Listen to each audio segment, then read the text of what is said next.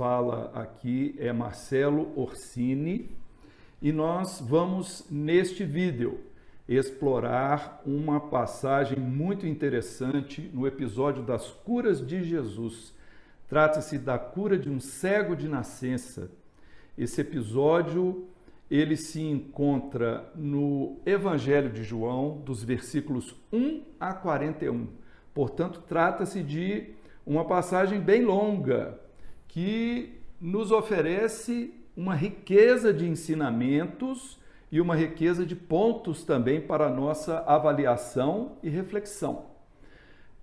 Nós gostaríamos de iniciar fazendo um comentário de que o Evangelho de João é um evangelho diferenciado em relação aos demais evangelhos, chamados evangelhos sinóticos de Mateus, Marcos e Lucas. São chamados sinóticos porque são muito semelhantes na sua forma. Eles, se nós olharmos sob uma mesma ótica, eles se parecem bastante, ao passo que o Evangelho de João é um evangelho que apresenta Jesus como o Cristo de Deus, nos seus ensinamentos mais profundos. Por exemplo, é no Evangelho de João que nós encontramos os 7 eu sou a luz do mundo, eu sou o pão da vida, eu sou o caminho, a verdade e a vida, etc. Isso é exclusivo de João. E interessante que um teólogo do segundo século, chamado Clemente de Alexandria, ele alcunhava este evangelho como sendo o evangelho pneumático, ou seja, o evangelho do pneuma, espírito em grego, portanto, o evangelho espiritualizado, espiritualizante. E isso traz para nós assim um desafio maior no entendimento de muitas passagens que requerem uma interpretação um pouco mais profunda. Nós tentaremos fazer. Para nós prosseguirmos, antes de nós adentrarmos, portanto, o capítulo 9 propriamente dito, seria interessante nós recuarmos um pouco ao capítulo 8 para saber o que aconteceu. Em geral, o Mestre Jesus, ele atuava junto às pessoas e depois explicava para os discípulos a razão de suas ações. Ou seja, ele fazia primeiro a parte prática, depois adentrava a teoria, digamos assim. Aqui a coisa se inverte. Jesus primeiro apresenta uma parte teórica, essa que está no capítulo 8, que nós não vamos abordar completamente, mas vamos dar uma pincelada, para depois ele adentrar no capítulo 9 com a parte prática, que é justamente a cura do cego de nascença.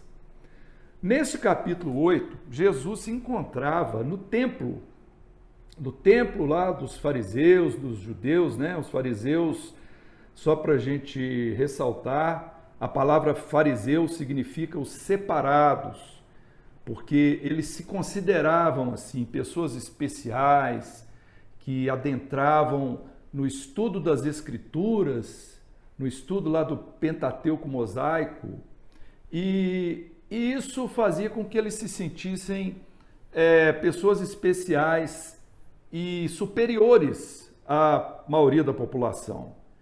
Portanto, eles eram personagens exibicionistas, homens de aparência e não de essência. Por isso, Jesus dirigiu a eles muitos ensinos e esse personagem fariseu, ele acaba se tornando, para nós, rico, no sentido de nos ter propiciado uma série de ensinos. E nós vamos ver, então, o seguinte: Jesus, nesse dia, quando ele estava no templo, ele pregava aos fariseus e ele estava revelando a si próprio. Eu sou a luz do mundo, está lá nesse capítulo 8. Ele dá o testemunho a respeito de Deus como sendo o Pai. É nesse capítulo que ele nos traz aquela famosa frase, né? O famoso ensinamento: conhecereis a verdade e a verdade vos libertará. Então, os judeus, fariseus, que se consideravam os donos da religião, Eram pessoas céticas, dogmáticas, teimosas, céticas dos ensinos do Cristo, melhor dizendo, e tinham orgulho de serem considerados os verdadeiros filhos de Abraão. E no final desse capítulo 8, Jesus afirma o seguinte: antes que Abraão fosse, eu sou. Ora, esse é um ensinamento muito profundo, porque Jesus vem da gênese do planeta Terra. Nós não temos conhecimento da origem de Jesus, sabemos por revelação do Emmanuel apenas a sua missão junto ao nosso planeta Terra, quiçá o sistema solar, como sendo o governador espiritual do nosso planeta, né? Então, isso, naturalmente, com um discurso desses, os judeus se sentiram ainda mais irritados e tentaram apedrejar Jesus, obrigando-o a se esgueirar e sair às escondidas para não ser ferido, não ser violentado, machucado. Então, mas essa explicação teórica que Jesus deu, ela foi uma explicação completa no capítulo 8, que mostrou a verdadeira luz para os discípulos que estavam presentes e dando a eles oportunidade deles serem adiantados na senda evolutiva. Mas, naturalmente, muitos tinham dificuldade de compreender. Para dizer a verdade, nós outros, até hoje, temos dificuldade de compreender os ensinos mais profundos de Jesus. Nós precisamos dos grandes hermeneutas, exegetas, interpretadores, para eles nos ajudarem a compreender o que está por trás da letra, o sentido real do ensinamento.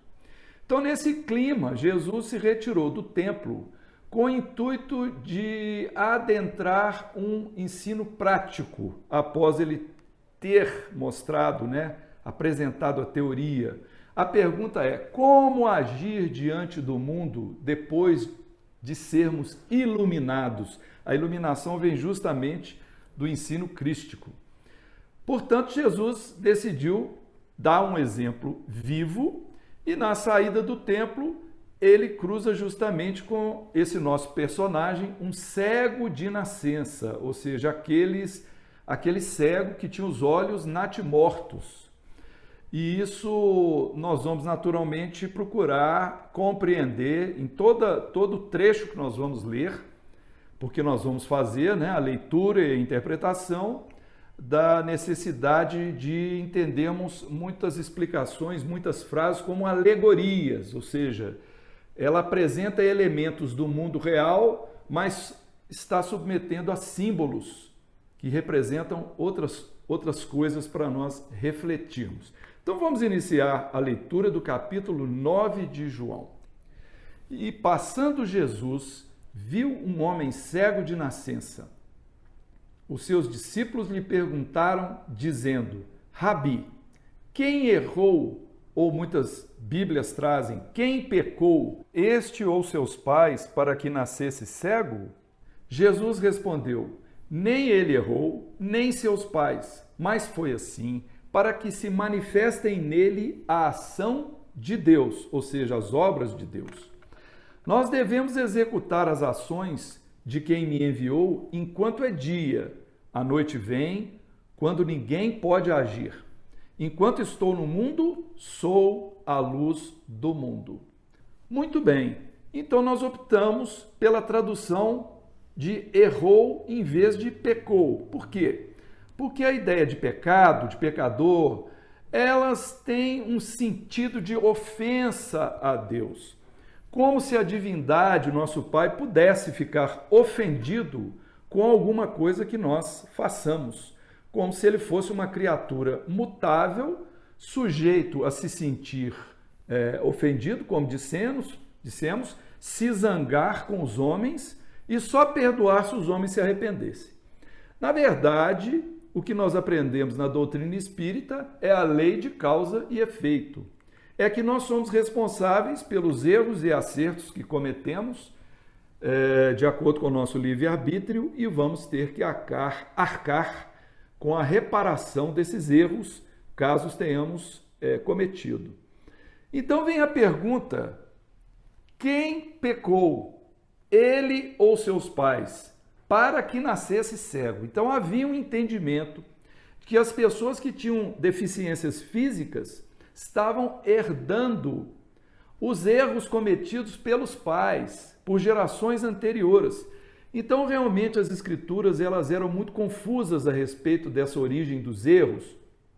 Nós temos relacionado aqui que em Êxodo, capítulo 20, versículo 5, capítulo 34, versículo 7, em Números, capítulo 14, versículo 18, e no Deuteronômio, capítulo 5, versículo 9, afirma-se algo do tipo: Deus visitará a iniquidade dos pais nos filhos sobre a terceira e quarta geração. O que era então explicado literalmente que os filhos pagam pelos erros dos pais. Mas olha que interessante, o próprio Deuteronômio, no capítulo 24, versículo 16, ele traz o seguinte: não se farão morrer os pais pelos filhos, nem os filhos pelos pais. Cada homem será morto pelos seus erros, o que é mais coerente para nós, não é verdade? Então, a qual das duas opiniões nós devemos nos ater? Naturalmente, é aquela em que o resgate dos erros é exclusivamente de responsabilidade daquele que errou. Não há esta possibilidade de nós cometermos um erro, um crime diante da lei divina, e os nossos filhos, que são individualidades espirituais, são mônadas espirituais independentes de nós, herdarmos esta responsabilidade. Outra coisa interessante que nos chama a atenção, essa hipótese de ser ele mesmo que errou, né? Quem errou, ele mesmo ou seus pais? Ora, se foi ele mesmo, então isso implica, obviamente, o processo de reencarnação. Porque se foi ele mesmo que errou, foi em outra vida e nasceu com o defeito físico, não é isso? Muito interessante que nós percebemos que esse ensino, esse fundamento da reencarnação, de acordo com o Espiritismo, ele às vezes está subliminarmente explicado em passagens e não explicitamente, não é? Como é o caso deste trecho. Então Jesus explica que ele mesmo não errou, ou seja, ele viveu antes, mas a cegueira atual não é resgate dos seus erros, não é kármica e tampouco é de responsabilidade ou resgate por causa dos pais. O que Jesus diz? Nem ele errou, nem seus pais, mas foi assim para que se manifestem nele as ações, as obras de Deus. Então nós vemos que a cegueira era, na verdade, uma prova, uma experimentação, um estímulo evolutivo, um aguilhão evolutivo. Ou seja, manifestou-se nele a obra de Deus. O espírito precisava passar por aquela provação da cegueira desde nascença para ter esse impulso que o constrangeria a evoluir. E é assim que nós entendemos, né, que muitas vezes as nossas doenças e enfermidades não são resgates, são, na verdade, provas, desafios para o nosso futuro, a depender da forma como nós nos portamos, lidamos com elas, não é? Ele diz aqui ainda que a ação divina se manifesta através dos próprios homens, portanto, e isso deve ocorrer enquanto é dia. Ora, o que significa isso? O dia significa luz, iluminação. Então, enquanto nós estivermos iluminados pelos ensinos do Cristo, nós temos melhores condições de acatarmos e de agirmos de acordo com a ação divina. Porque estando Deus dentro de nós e de tudo, a ação divina se manifesta de dentro para fora. Vamos prosseguir então na leitura. Tendo dito isso, cuspiu na terra e com a saliva fez lama e untou com a lama os olhos do cego. E disse-lhe: vai, lava-te no tanque de Siloé, que significa enviado. Foi, pois, e lavou-se e regressou vendo. Então os vizinhos e aqueles que dantes tinham visto que era cego, diziam: não é este aquele que estava sentado e mendigava? Uns diziam: é este, e outros: parece-se com ele. Ele dizia: sou eu. Diziam-lhe, pois: como se te abriram os olhos? E ele respondeu e disse: o homem, chamado Jesus, fez lama e untou-me os olhos. E disse-me: vai ao tanque de Siloé e lava-te. Então fui e lavei-me e vi. Jesus utiliza-se novamente desse artifício da saliva. Usar a saliva misturado com a terra virá uma lama, né? Porque ele utilizou esse mesmo processo no episódio da cura do surdo gago, em Marcos capítulo 7, versículo 33. E neste caso, ele aplicou a lama aos olhos natimortos do cego, mas pediu que ele se dirigisse à piscina balneária de Siloé e se lavasse por inteiro. Lava-te, não apenas lava teus olhos. E depois da cura, houve uma grande admiração por parte daqueles que estavam acostumados a encontrar aquele homem desde criança, desde de pequeno, cego, né? De repente ele está enxergando. Então essa notícia correu rapidamente, assim como correram também as discussões. Então vamos ver a sequência dos versículos 12 a 17. Perguntaram-lhe: onde está ele? Respondeu: não sei. Levaram aos fariseus o que dantes era cego. E era sábado, quando Jesus fez a lama e lhe abriu os olhos. Tornaram, pois, também os fariseus a perguntar-lhe como vira. E ele lhes disse: pôs-me lodo sobre os olhos, lavei-me e vejo. Então alguns dos fariseus diziam: este homem não é de Deus, pois não guarda o sábado. Diziam outros: como pode um homem pecador fazer tais sinais? E havia divergência entre eles. Tornaram, pois, a dizer ao cego: tu, que dizes daquele que te abriu os olhos? Ele respondeu: que é profeta. Muito bem. A primeira pergunta: onde está aquele que te curou? Não sei.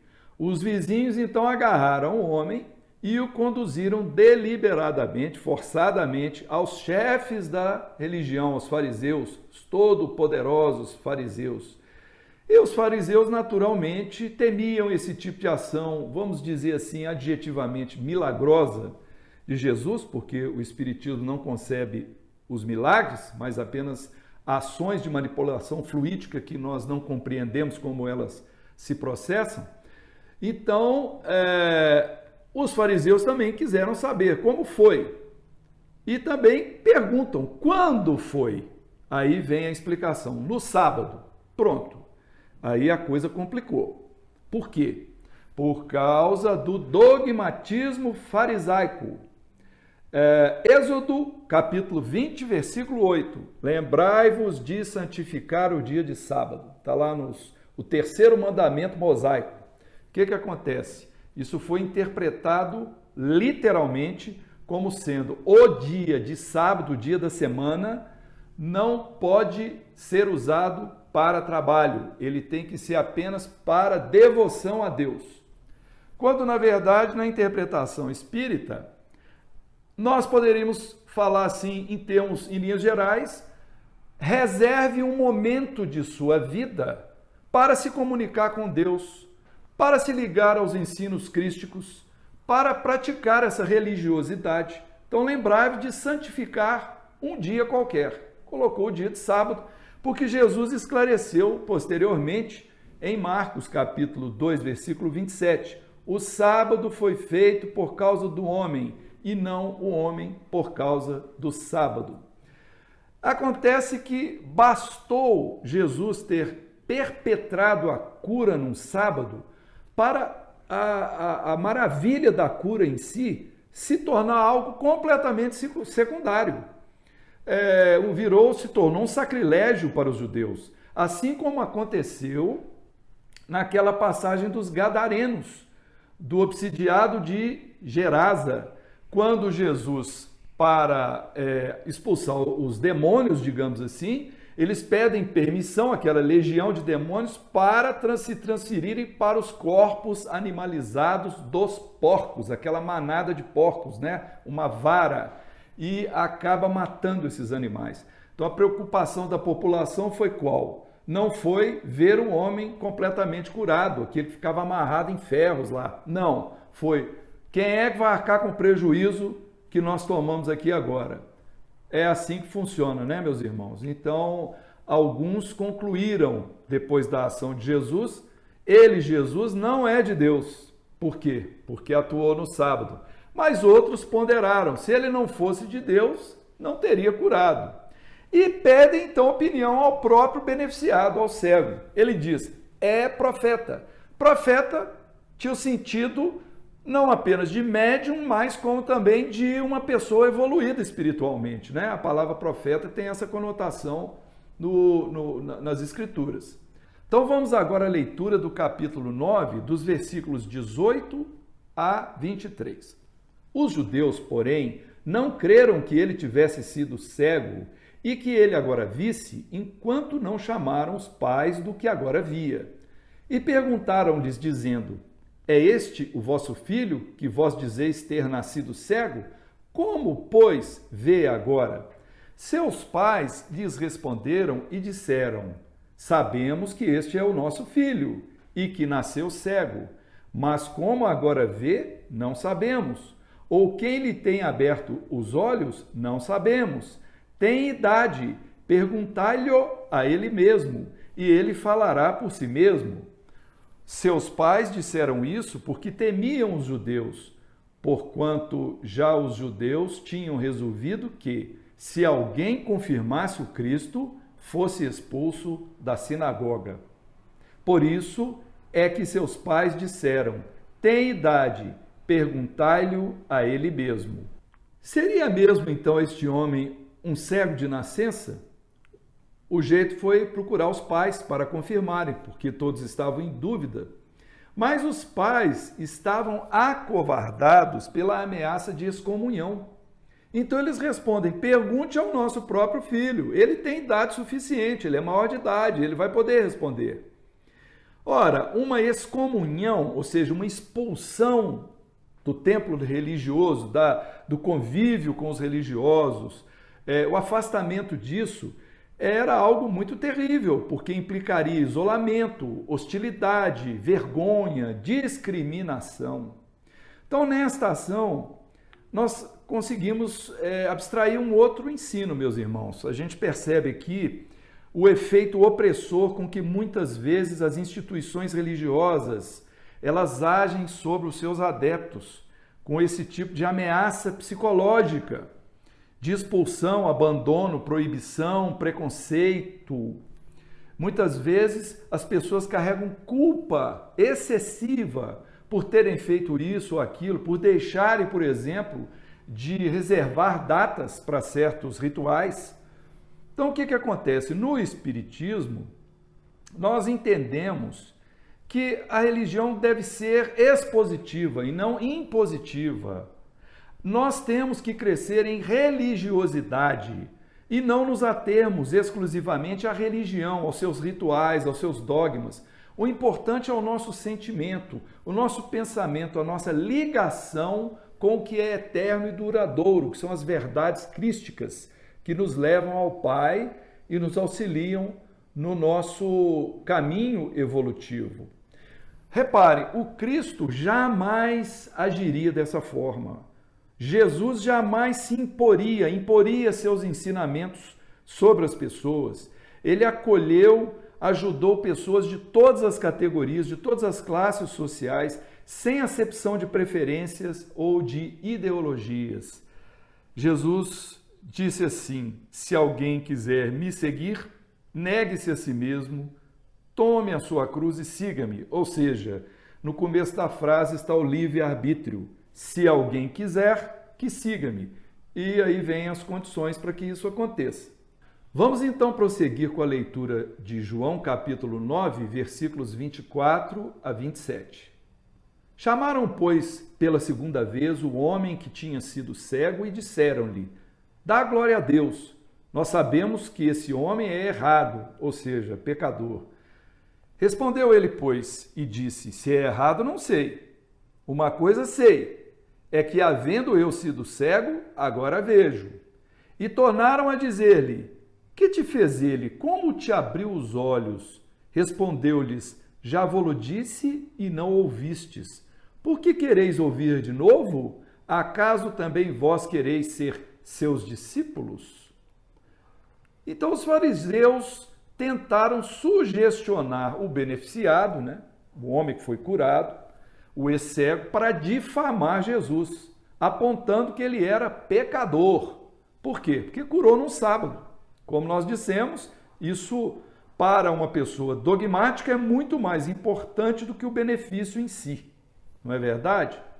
Então, mas o cego não, o ex-cego, melhor dizendo, não se deixa enganar. Ele diz assim: bom ou mal, não sei se ele é bom ou mal. Eu só sei que ele me curou. Então tentam pegá-lo com uma contradição. Como é que foi mesmo que aconteceu? Tentando ver se é uma acariação, não é verdade? Se ele poderia se trair com alguma informação. E o homem já estava cansado, ele então apela apenas para a ironia e diz assim: contar outra vez, já disse como foi, ou vocês desejam tornar-se seus discípulos? Bom, aí de fato, usando um jargão popular, ele pegou pesado com os judeus, dizer que eles ocultamente estavam desejando ser discípulos de Jesus. Quem dera que o quisessem, né? Porque eles poderiam aprender exatamente com esse imenso caminho de iluminação que foi colocado à disposição deles. Eles tinham tido uma aula teórica e agora partiriam para a parte prática. Vamos ler então o capítulo 9 de João, dos versículos 28 a 34. Então o injuriaram e disseram: Tu és discípulo dele, nós, porém, somos discípulos de Moisés. Sabemos que Deus falou a Moisés, mas este não sabemos de onde é. O homem respondeu e disse-lhes: Nisto está o admirável, que vós não saibais de onde ele é, e contudo me abrisse os olhos. Ora, nós sabemos que Deus não ouve a errados, mas se alguém é reverente a Deus e faz a sua vontade, a esse ouve. Desde o princípio do mundo, nunca se ouviu que alguém abrisse os olhos a um cego de nascença. Se este não fosse de Deus, nada poderia fazer.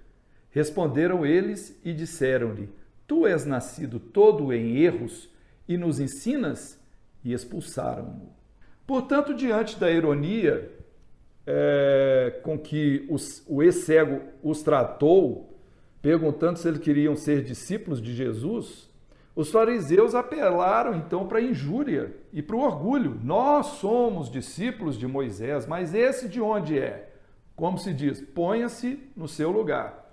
Realmente o carpinteiro Jesus não possuía credenciais, não possuía títulos, nem possuía submissão a essas pessoas que estavam lhe dirigindo. Valores e fatos não adiantavam em nada para os fariseus. Portanto, o ex-cego partiu para um sarcasmo. Eis o admirável, vocês não sabem de onde ele é, mas ele me abriu os olhos. Os fariseus, confirmando o entendimento da reencarnação, nasceste em pecados e pretende ensinar-nos? Então, mais uma vez aqui a reencarnação surgindo, né, na frase. E acabam expulsando-o do templo, pois se tratava de uma testemunha incômoda, cuja presença atestava a impotência dos fariseus sobre aquele homem humilde, aquele carpinteiro, que os deixava, na verdade, eles ficavam perplexos e completamente sem saída diante dos ensinos de Jesus. Muito bem, prosseguindo então agora dos versículos 35 a 38. Jesus ouviu o que tinham expulsado e, encontrando-o, disse-lhe: Crês tu no Filho do Homem? Ele respondeu e disse: Quem é ele, Senhor, para que nele creia? E Jesus lhe disse: Tu o já tens visto, e é aquele que fala contigo. Ele disse: Creio, Senhor, e prostrou-se diante dele. Interessante, então, que quando Jesus ficou sabendo que esse homem tinha sido expulso do templo, ele o procurou. Ele o procurou e fez a ele essa pergunta, né, que é uma pergunta de sentido crístico, próprio do Evangelho de João. Crês no Filho do Homem? Essa expressão Filho do Homem é um hebraísmo, é uma expressão do hebraico. Filho do Homem é aquele que se humanizou, assim como Filho da Luz é o iluminado, Filho da Paz é o pacificado. Então, crês no Filho do Homem? Quem é ele? E Jesus, então, se revela e diz, já o tens visto, tal como Jesus fez com a samaritana, aquele episódio da samaritana junto ao poço de Jacó. Também é um outro episódio interessante de nós explorarmos. Vamos então para os últimos versículos do capítulo 9, de 39 a 41. E disse-lhes Jesus, eu vim a este mundo para juízo, a fim de que os que não veem vejam e os que veem sejam cegos. E aqueles dos fariseus que estavam com ele, ouvindo isso, disseram-lhe, também nós somos cegos. Disse-lhe Jesus, se fosseis cegos, não teríeis erro, mas como agora dizeis, vemos, por isso o vosso erro permanece. E assim encerra-se o episódio. Muito bem, nós temos então uma resposta sábia de Jesus num jogo de palavras que nos confunde um pouco, né? Eu vim a este mundo para um juízo a fim de que os que não veem vejam e os que veem sejam cegos. Nós precisamos explorar esta afirmativa para compreendermos melhor esse entendimento. Então ele quis dizer o seguinte, que se eles fossem realmente cegos no sentido de ignorantes, se nada conhecessem a respeito da verdade, que é o ensino crístico, então não haveria erro da parte deles. Eles estavam cometendo erros por ignorância. Mas eles mesmos se diziam sábios, conhecedores. Eles se diziam competentes, conhecedores da verdade. Eles diziam que viam, que sabiam. E aí consistia o verdadeiro erro ao qual Jesus os condenou à cegueira por isso, né? Jesus disse, os que veem sejam cegos, porque enquanto estiverem nesta atitude orgulhosa, estão condenados à cegueira, à ignorância, à falta de iluminação. Muito bem, então concluindo a respeito do episódio, vamos repassar alguns trechos. Primeiro, Jesus orientando que o homem, aquele que precisa de cura, precisa de tratamento espiritual, mergulhe nas águas do poço de Siloé, na piscina de Siloé, melhor dizendo. É um mergulho, ou seja, que implica um aprofundamento no ensinamento, para que nós, como enfermos, por analogia, todos nós, saibamos que há necessidade de aprofundarmos a compreensão do ensino de Jesus nessas interpretações alegóricas, simbólicas. Não podemos ficar restritos, presos à interpretação meramente literal, porque ela não vai nos saciar naquilo que nós precisamos para o nosso crescimento espiritual. Também o cuspir na terra, né? Cuspir na terra, misturar ali o fluido com a matéria, ou seja, é através do mergulho na reencarnação que nós vamos passar pela experiência necessária no planeta para o nosso aprendizado, para a nossa evolução. Então Jesus, o homem chamado Jesus, que era o Cristo, ele mistura a centelha divina à matéria e unge aos olhos, ou seja, cristifica a pessoa, passa a capacidade intelectiva quando ela consegue alcançar o ensino pela interpretação na sua maior profundidade. Diante da pergunta, onde está ele? A resposta só poderia ser, não sei. Por quê? Porque para nós é difícil encontrarmos essa centelha divina que é algo infinito, eterno, ilimitado. Então há um simbolismo também nessa pergunta e nessa resposta. Onde está Jesus, o homem? Mas onde está o Cristo? É muito mais abstrato, porque o Cristo é um princípio que está em nós, está em tudo. Então, o círculo farisaico, dogmático, ele quer cercear a liberdade das pessoas e usa muito de fanatismo, obrigando as pessoas a aceitar, acatar os seus preceitos, que muitas vezes são ilógicos. Mas a experiência, quando ela é vivida, ela nos traz esse tipo de resposta, como foi a parte prática. Eu era cego, mas agora vejo. Ou seja, eu era ignorante, mas agora eu já alcancei a luz. Agora eu tenho ensinamento. Então agora eu sei como pensar, como refletir, como me portar e posso tomar melhores decisões dentro do meu livre-arbítrio para o meu futuro, para as minhas ações, para os meus pensamentos. Então essa iluminação é realmente efeito de uma ação crística, mas precisa do nosso livre-arbítrio. Por isso que Jesus disse, o meu fardo é leve e meu jugo é suave. Porque o jugo de Jesus é aquele que nós aceitamos, ele não é imposto a nós. Ele não é trazido a nós dentro de uma imposição que nós vamos receber castigo e expulsão se nós não aceitarmos. Nós vamos apenas adiar o nosso progresso espiritual. Nós podemos permanecer na ignorância, podemos permanecer no erro, só que nós teremos de arcar com as consequências disso, da falta de esforço, da nossa preguiça de aprender os ensinamentos que nos levam à evolução. E interessante que, como recompensa em todo esse episódio, o Cristo se revelou apenas ao cego. Ele não se revelou, ele não explicou para todas as pessoas, ele chamou em particular e revelou-se exclusivamente a ele. Então isso é que acontece. O Cristo, o ensino crístico, não estamos falando do homem Jesus, mas do Espírito puro evoluído.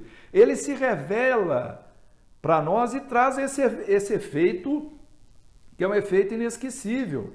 Ou seja, quando nós estamos na ignorância, quando nós somos cegos, nós podemos nos tornar iluminados. Nós podemos passar a ver, se nós aceitarmos obedientemente esses ensinos que nos são dados através do Evangelho, né? Das noções crísticas de Jesus. Mas quando nós afirmamos que já sabemos, que já vemos, isso denota uma fraca luminosidade do nosso intelecto, que está vazio, que está oco, que está vaidoso, e aí nós nos tornamos cegos. Portanto, para aprender, meus irmãos, é necessário realmente que a gente tenha humildade, que nós reconheçamos a nossa ignorância e que a gente tenha anseio pelo aprendizado, para que chegue até nós, enquanto é dia, enquanto nós tivermos condição de absorver essa iluminação interior. Ao passo que quando nós ficarmos única e exclusivamente vendo apenas as coisas materiais, passionais, sem usufruirmos de nenhum benefício dos ensinamentos que Jesus nos trouxe, nós vamos realmente permanecer no erro e vamos continuar vagando por essas sendas ilusórias da matéria e das nossas personalidades. Portanto, meus irmãos, vamos encerrando aqui o nosso estudo, né, sobre o episódio da cura do cego de nascença, na esperança de que o conteúdo que nós trouxemos possa ter sido útil e que ele seja motivador para o caminho evolutivo de cada um de nós, porque é através do estudo, do esforço interpretativo e da prática dos ensinos do Evangelho junto aos nossos semelhantes é que nós realmente vamos dar um salto em direção à luz, em direção a Deus. Muita paz a todos.